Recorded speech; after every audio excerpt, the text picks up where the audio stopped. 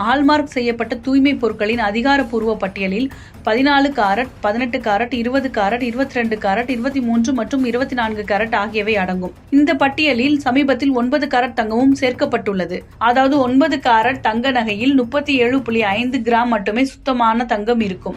மீதமுள்ள 62.5% தாமிரம், வெள்ளி அல்லது துத்தநாகம் போன்ற அலாய் உலோகங்களை கொண்டிருக்கும். இந்த 9 காரட் தங்க நகைகள் தற்போது விற்பனைக்கு வரும் நிலையில் அதை மறு விற்பனை செய்ய முடியுமா என்பது குறித்து பலருக்கும் தயக்கம் ஏற்படுகிறது. அதனால் இந்த 9 காரட் தங்கத்தை விற்கவோ அல்லது வங்கிகளில் அடகு வைக்கவோ முடியுமா என வங்கி மேலாளர் ஒருவரிடம் கேட்கப்பட்டது. அதற்கு அவர் கூறிய பதிலானது, இந்தியாவில் ஹால்மார்க் முத்திரை கொண்ட 9 காரட் தங்க நகைகளை வங்கிகளிலோ அல்லது அடகு கடைகளிலோ அடகு வைக்க முடியும். தூய தங்கத்தின் அளவு குறைவு என்பதால் 22 காரட் தங்கம் போன்ற உயர் காரட் தங்கத்துடன் ஒப்பிடும்போது இதன் மதிப்பு குறைவாகவே இருக்கும்.